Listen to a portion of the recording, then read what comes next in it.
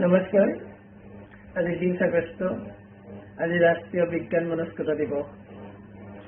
আমি সকলোৱে জানো যে বিজ্ঞান মনস্কতা প্ৰচাৰ কৰা ব্যক্তিগত জীৱনত বিজ্ঞান মনস্কতা প্ৰয়োগ কৰা প্ৰতিজন ভাৰতীয় নাগৰিকৰে এক সংবিধান প্ৰদত্ত দায়িত্ব, কৰ্তব্য।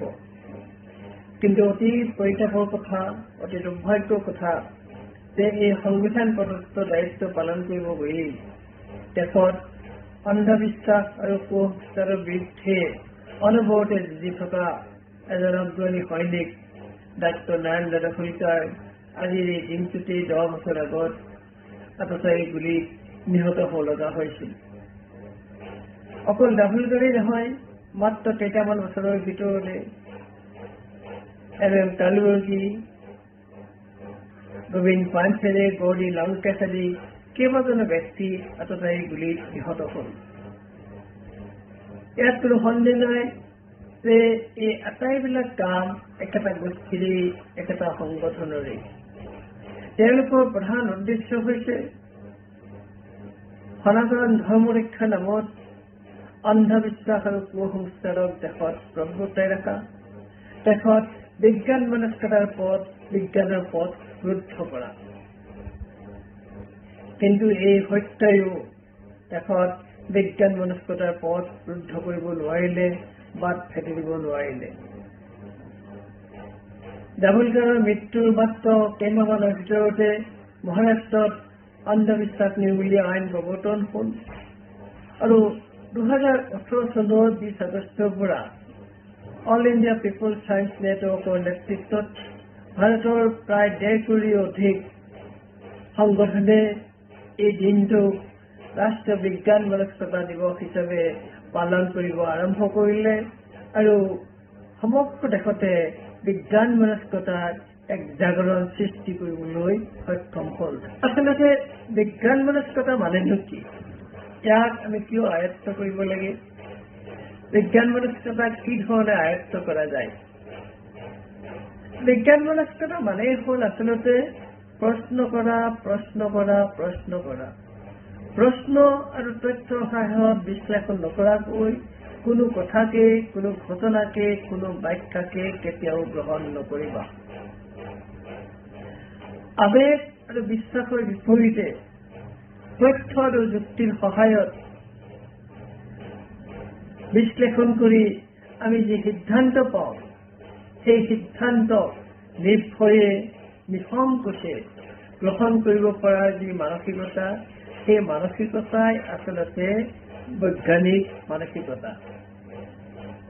দৰাচলতে বৈজ্ঞানিক মানসিকতা হ'ল আমাৰ জীৱন ধাৰণৰ এক প্ৰশস্ত পথ। অন্ধবিশ্বাস, কুসংস্কাৰৰ পৰা নিজক আৰু সমাজক মুক্ত কৰি ৰখাৰ এক প্ৰশস্ত আৰু প্ৰমাণিত পথ। কিন্তু এটা কথা আমি মনত ৰাখিব লাগিব যে কেৱল বিশ্লেষণ আৰু প্ৰশ্ন কৰিব পাৰিলে এজন মানুহ কেতিয়াও বিজ্ঞান মনস্ক ব্যক্তি হ'ব নোৱাৰে। তাৰ লগত লাগিব তেওঁৰ এক অদম্য সাহস আৰু আত্মবিশ্বাস। বহু সময়ত দেখা যায় যে প্ৰশ্ন কৰা, বিশ্লেষণ কৰাৰ জৰিয়তে যি সিদ্ধান্ত আহৰণ কৰা যায়, সেই সিদ্ধান্ত আমাৰ প্ৰচলিত ধ্যান ধাৰণা বা কোনোবা ডাঙৰ ব্যক্তিয়ে, কোনো ধৰ্মগুৰুৱে দিয়া বিশ্বাসৰ বা ব্যাখ্যাৰ বিপৰীতে যায়। তেতিয়া বহুত মানুহে নিজৰ সেই সিদ্ধান্ত গ্ৰহণ কৰিব নোৱাৰে সাহসৰ অভাৱত। গতিকে এই সাহস, যে তথ্য আৰু যুক্তিয়ে দিয়া যি সিদ্ধান্ত, সেই সিদ্ধান্ত প্ৰচলিত ধ্যান ধাৰণাৰ বিপৰীতে গ'লেও তাক গ্ৰহণ কৰিব পৰা যিটো সাহস, সেই সাহসটো হৈছে আমাৰ বিজ্ঞান মনস্কতা গঢ়াৰ এটা অন্যতম শৰ্ত। আমি এটা কথা মনত ৰখা উচিত হ'ব যে এজন বিজ্ঞান মনস্ক ব্যক্তিয়ে কোনো দৈবিক শক্তি, কোনো অতিপ্ৰাকৃতিক শক্তি, কোনো ৰহস্যবাদৰ ওপৰত কেতিয়াও বিশ্বাস নকৰে। তেওঁ সদায় বিশ্বাস কৰে যে প্ৰকৃতিত দেখা প্ৰত্যেকবিলাক ঘটনা আমাৰ দৈনন্দিন জীৱনৰ প্ৰত্যেকবিলাক ঘটনাৰ অন্তৰালত কিবা এটা প্ৰাকৃতিক কাৰণ নিহিত হৈ আছে, কিবা এটা কাৰণ আছে, আৰু সেই যিটো প্ৰাকৃতিক কাৰণ বা প্ৰাকৃতিক নিয়ম, সেই নিয়ম আমাৰ মানুহৰ বোধগম্য, তাত কোনো ৰহস্য নাই। প্ৰত্যেকটো ঘটনাৰে এটা কাৰণ, কজ এণ্ড এফেক্ট থাকে। তো এই বিশ্বাসে আচলতে বিজ্ঞান মনস্কতাৰ এক মূল ভেটি। সেইকাৰণে এজন বিজ্ঞান মনস্ক ব্যক্তিয়ে কেতিয়াও গ্ৰহ নক্ষত্ৰৰ প্ৰভাৱৰ কথা বিশ্বাস নকৰে। তেওঁ কেতিয়াও বিশ্বাস নকৰে যে আকাশৰ গ্ৰহ নক্ষত্ৰই ব্যক্তিগতভাৱে এজন মানুহৰ জীৱনত প্ৰভাৱ বিস্তাৰ কৰিব পাৰে। হাতৰ আঙুলিত এটা সামান্য আঙুঠি পিন্ধি মানুহে নিজৰ ভৱিষ্যত নিৰ্ণয় কৰিব পাৰে। মানুহে বৃহস্পতি শনিৰ দৰে বিৰাট ডাঙৰ গ্ৰহক এটা সামান্য আঙুঠিৰ দ্বাৰা প্ৰভাৱ বিস্তাৰ কৰিব পাৰে। এই ধৰণৰ অদ্ভুত কথা এজন বিজ্ঞান মনস্ক ব্যক্তিয়ে কেতিয়াও বিশ্বাস নকৰে।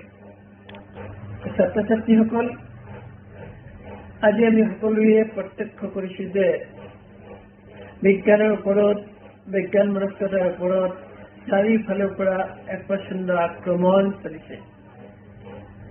অতি দুৰ্ভাগ্য আৰু পৰিতাপৰ কথা যে যিসকলে সংবিধান ৰক্ষা কৰিবৰ কাৰণে শপত খাইছে, সেইসকলেও এনেকুৱা বিজ্ঞান মনস্কতাৰ ওপৰত বা বিজ্ঞানৰ ওপৰত প্ৰত্যক্ষ বা পৰোক্ষভাৱে যে আক্ৰমণ চলাইছে।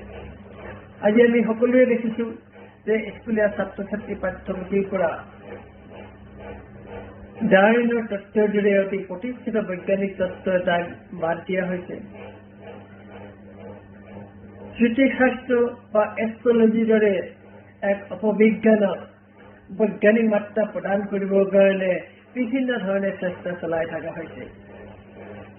বাস্তুশাস্ত্ৰ, ৰেকি আদিৰ দৰে অপবিজ্ঞানক বা ছদ্মবিজ্ঞানক সমাজত বিভিন্ন গোষ্ঠীয়ে, বিভিন্ন সংস্থাই অতি কৌশলেৰে অশিক্ষিত মানুহৰ মনত বিয়পাই দিছে, আৰু তাত অনেক নেতৃস্থানীয় লোকেও অৰিহণা আগবঢ়াইছে। গতিকে আজিৰ দিনৰ ছাত্ৰ ছাত্ৰীসকলৰ তোমালোক প্ৰত্যেকে এই বিষয়ত অতি সচেতন হ'ব লাগিব যে আচলতে কোনটো বিজ্ঞান, কোনটো অপবিজ্ঞান, কোনটো ছদ্মবিজ্ঞান, কোনটো বিজ্ঞান একেবাৰেই নহয়। এই বিষয়ে তোমালোকে অনবৰতে চকু ৰাখিব লাগিব, আৰু ইয়াৰ কাৰণে একমাত্ৰ উপায় হৈছে তোমালোকে জীৱনত যে বিজ্ঞান মনস্কতা, বৈজ্ঞানিক মানসিকতাৰ কচৰৎ কৰা, বৈজ্ঞানিক মানসিকতাৰ গঢ় দিয়া। কিন্তু এটা কথা খুব ভালদৰে মনত ৰখা উচিত যে বৈজ্ঞানিক মানসিকতা বা বিজ্ঞান মনস্কতা একেদিনে গঢ়া বস্তু নহয়, একেদিনে আয়ত্ত কৰা বস্তু নহয়। এই পৰীক্ষাত ভালদৰে উত্তৰ লিখি ভাল নম্বৰ পোৱা ধৰণৰ বস্তু নহয়। বিজ্ঞান মনস্কতা বা বৈজ্ঞানিক মানসিকতা গোটেই জীৱন ধৰি কচৰৎ কৰা এটা বস্তু, যে গোটেই জীৱন ধৰি আমি ইয়াৰ কচৰৎ, ইয়াৰ অভ্যাস কৰিব লাগিব। কিন্তু এই অভ্যাস বা এই কচৰৎ আমি আৰম্ভ কৰিব লাগিব ছাত্ৰ অৱস্থাতেই, অতি সৰু কালতেই। কাৰণ দেখা গৈছে যে অনেক তথাকথিত বিজ্ঞানীয়েও বা ডাঙৰ মানুহেও সৰুৰ পৰা এই বৈজ্ঞানিক মানসিকতাৰ আচৰণ অভ্যাস নকৰাৰ কাৰণে সমাজত নেতৃস্থানীয় ডাঙৰ স্থান লৈও যে বৈজ্ঞানিক মানসিকতাৰ পৰা বঞ্চিত হৈছে বা তেওঁলোকৰ চিন্তাধাৰণাৰ পৰা বৈজ্ঞানিক মানসিকতা একেবাৰে বিসৰ্জন দিছে। গতিকে মোৰ ছাত্ৰ ছাত্ৰীসকললৈ বিশেষ আহ্বান যে আজি এই ৰাষ্ট্ৰীয় বিজ্ঞান মানসিকতাৰ বৈজ্ঞানিক মানসিকতা দিৱসতে যে তোমালোকে সংকল্প লোৱা যাতে গোটেই জীৱন ধৰি তোমালোকে বিজ্ঞান মনস্কতাক জীৱন ধাৰণৰ এক অবিচ্ছেদ্য অংগ হিচাপে গ্ৰহণ কৰা। ধন্যবাদ।